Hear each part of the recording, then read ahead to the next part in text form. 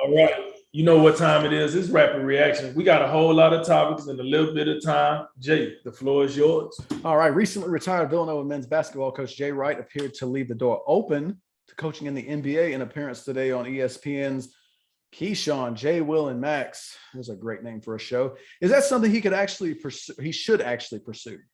I think so, man. I think it's been coaches with a lesser resume, coaches that's less successful that they're moving and coaching in the NBA. But I tell you what, and we talked about this a little bit earlier.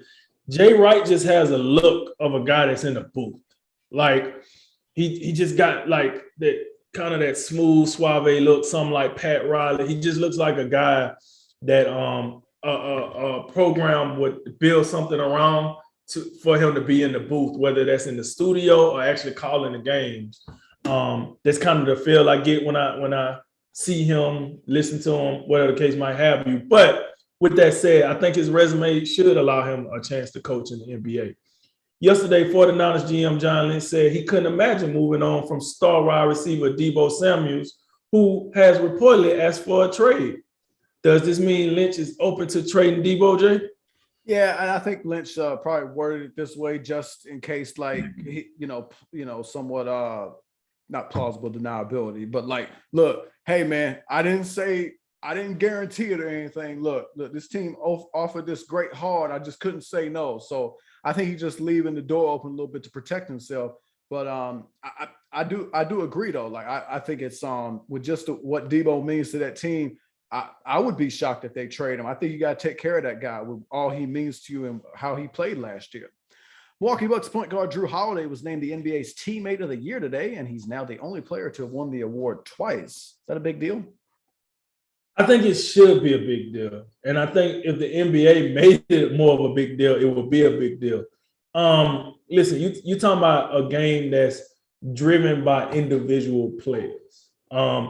Your best player on your team usually measures how good your team is, right? So for a player to win this award twice as the best teammate, it does say a lot. But the problem is, if the NBA ain't going to make it a big deal, who else? You know, we always talk about the Man of the Year award with the NFL, and I think the NFL do a good job of making that a big deal. I think the NBA needs to start doing a job to make awards like this a big deal, because I do think that's a big deal to have an award like that. I would love to play with a player that was the two-time NBA Teammate of the Year. If he can't do anything else, he could be a good teammate. Atlanta Braves outfielder Eddie Rosario will have laser procedures in the coming days to correct blurred vision after his 3-44 start to the season.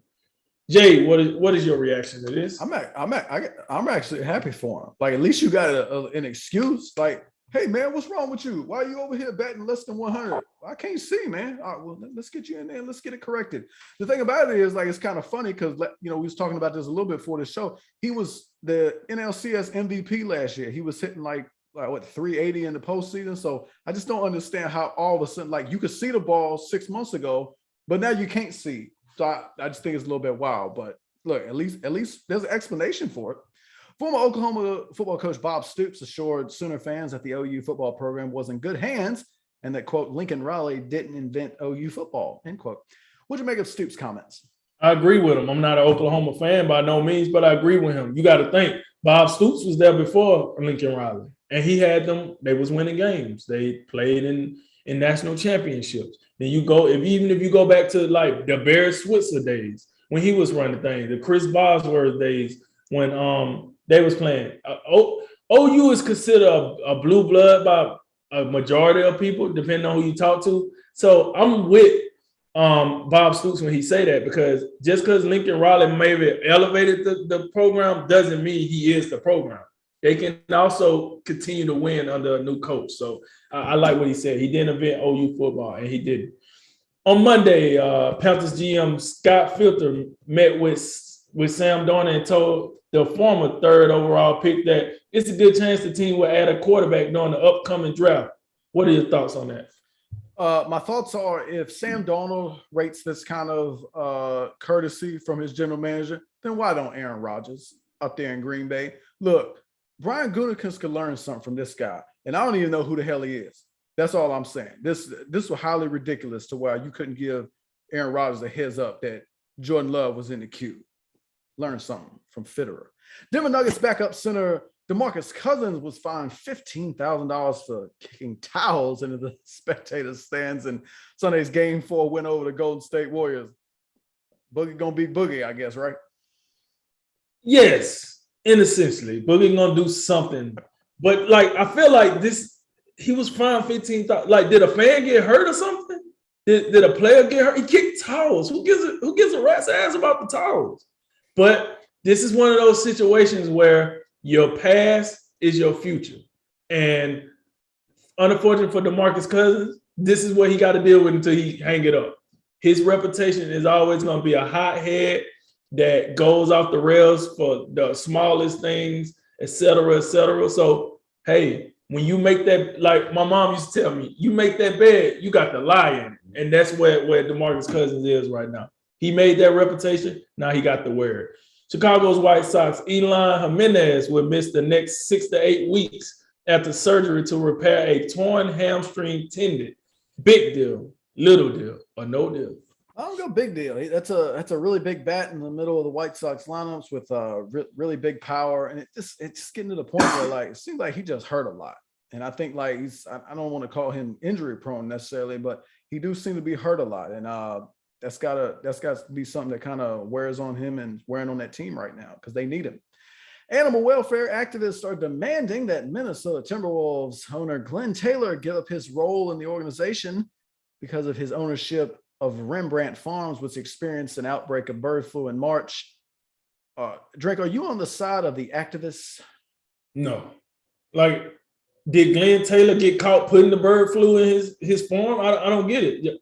So because he's an owner of the farm and the farm had a breakout of bird flu, he should step down? Like business, like I don't get it.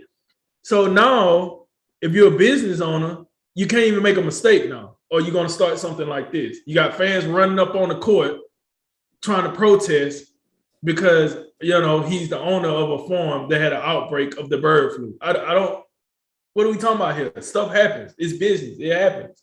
Now, it would be one thing if old Glenn Taylor came out and had an interview where I don't give a rip about that. Okay, yeah, go ahead and protest away. Have a good time.